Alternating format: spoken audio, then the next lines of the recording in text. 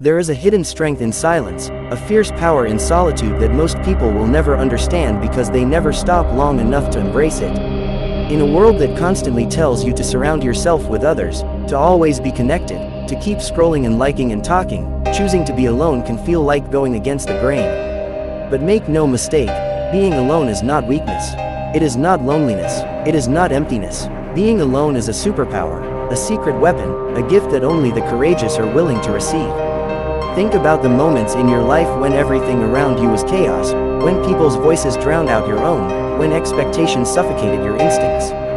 Now think about the rare moments when you stood still, when you sat quietly with your own thoughts, when you listened to that small voice inside you that you usually ignore. That voice is your truth, and you hear it best when you're alone. The world conditions us to fear being alone. From childhood, we're told to stick with the group, to make friends, to be social. And yes, relationships are beautiful.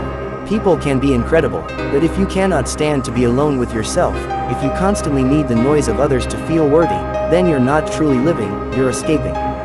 Solitude is not a punishment, it's a training ground. It's where champions are made. It's where the mind gets clear, the soul gets still, and the spirit finds its fire. You see, when you are alone, there are no masks. There is no need to perform. There's no one to impress, no one to compare yourself to, no one to validate your worth. It's just you, stripped down to your most honest, raw, and powerful self. That is where real confidence is born, not from applause or compliments, but from standing in front of your own reflection and deciding that who you are is enough. That your dreams are valid, that your pain has purpose, that your voice matters, that your journey is worthy, even if no one else sees it yet. Being alone teaches you discipline.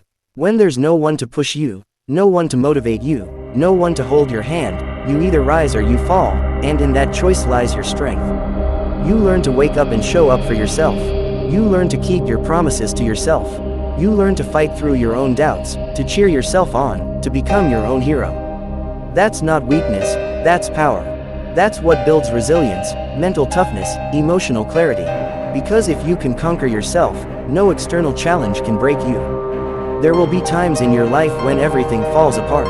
People will leave, plans will fail, you'll be misunderstood, overlooked, underestimated. And in those moments, it will feel like you are completely alone.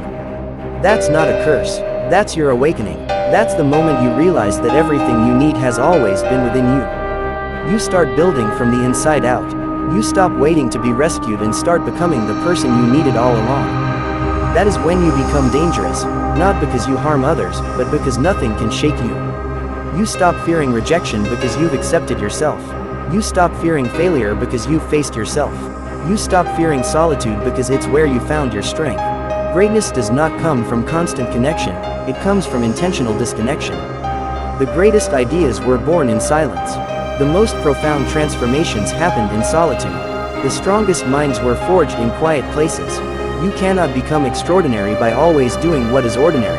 And in today's world, being alone, truly alone with your thoughts, is the most extraordinary act of all. When you choose to be alone, you reclaim your time.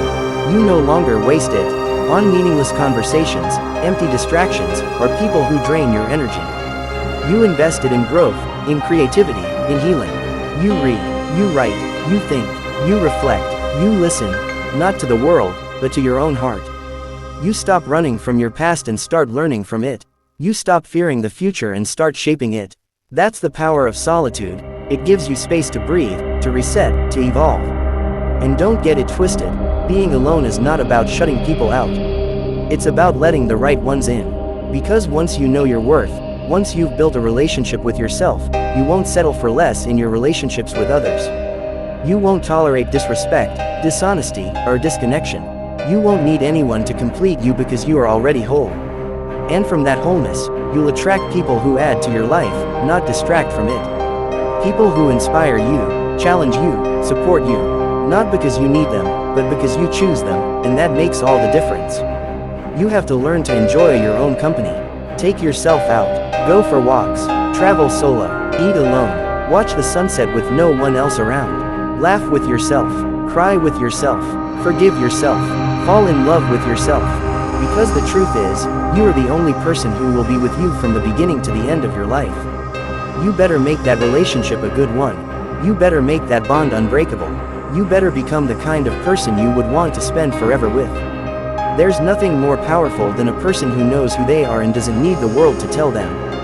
That kind of self-awareness, that kind of self-assurance, only comes from being alone. Not once or twice, but often. Not out of sadness, but out of strength. Not because you're lost, but because you're seeking something deeper: truth, purpose, clarity. And when you find it, you become unstoppable. You become the kind of person who walks into a room and doesn't need attention because your energy speaks louder than words. You become the kind of person who isn't afraid of silence because you've made peace with your own thoughts. You become the kind of person who isn't desperate to be loved because you've already given that love to yourself. This world doesn't need more noise. It needs more stillness. It doesn't need more followers. It needs more leaders. It doesn't need more people pretending to be happy. It needs more people who are whole. And wholeness doesn't come from the outside, it comes from within. It comes from the quiet moments, the lonely nights, the long walks, the hard conversations with yourself, the unglamorous, unfiltered, undeniable truth of who you are when no one is watching. So embrace the solitude, lean into the silence, sit with your pain, celebrate your growth, trust your journey, know that you are not alone in being alone. Many are walking the same path, quietly building, slowly rising, steadily evolving. It's just that the loudest voices are rarely the wisest. The most visible lives are not always the most meaningful. The real ones, they're working in silence, they're grinding in solitude, they're becoming in the shadows. And one day, they'll emerge, not because they need validation, but because they've outgrown the darkness and are ready to shine.